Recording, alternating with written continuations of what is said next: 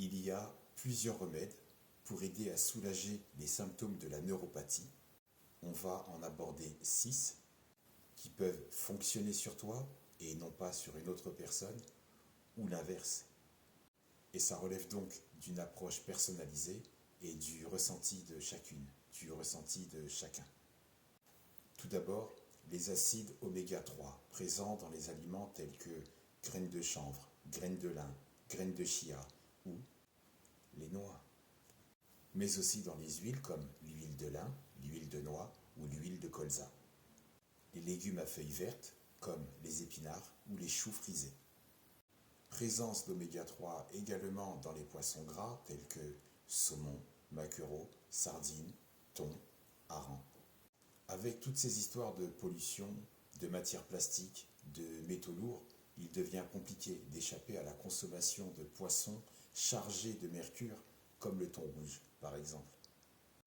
Plus la bactérie Listeria, alias listériose, qui touche entre autres le saumon, bactérie qui provoque au bout de 10 à 28 jours après l'avoir ingéré, de la fièvre, des céphalées, alias maux de tête, des troubles digestifs comme nausées, diarrhées, vomissements, etc. Ce qui peut être regrettable pour tous est notamment l'impact sur une femme enceinte. On dit que le saumon et le hareng sont les poissons les moins chargés en mercure. Mais si tu regardes ce qu'on donne à manger au saumon d'élevage, ce sont des mycotoxines. Mycotoxines, mais c'est quoi encore?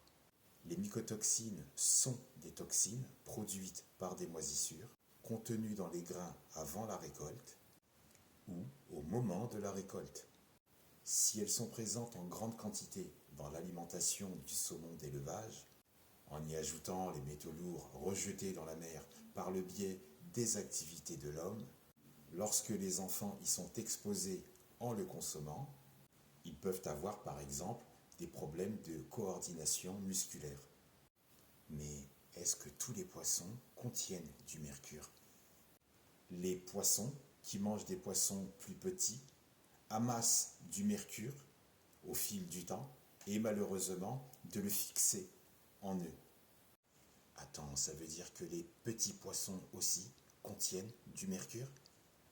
Les poissons plus petits se nourrissent d'insectes, de plantes et d'algues.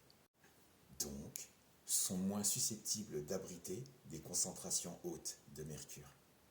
Pour les algues consommées, reste à l'écoute, tu vas comprendre ce qui va suivre. Plusieurs algues comestibles contiennent des acides gras oméga 3, comme la chlorelle, dite aussi chlorella, que tu peux aussi consommer en complément alimentaire.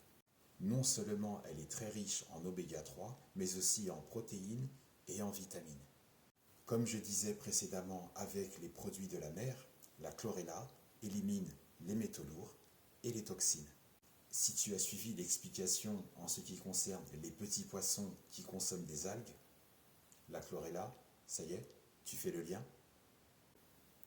Toutes les personnes, depuis 2020, qui regrettent de s'être fait par contrainte, peuvent la consommer. La chlorella a une action efficace et très puissante pour chasser les toxines et les métaux lourds, comme le plomb, l'arsenic, le mercure, etc. La chlorella agit aussi sur tes intestins, et je te rappelle que 80% de ton système immunitaire est axé et concentré sur tes intestins et tes poumons. Des spécialistes de santé, sérieux et investis, recommandent à leurs patients la chlorella pour détoxifier le corps des métaux lourds. C'est une algue verte similaire à la spiruline, mais qui détient beaucoup plus de chlorophylle, ce qui lui confère une plus haute efficacité.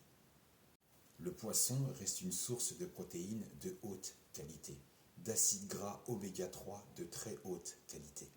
Donc, lis bien les étiquettes et privilégie plutôt le poisson sauvage.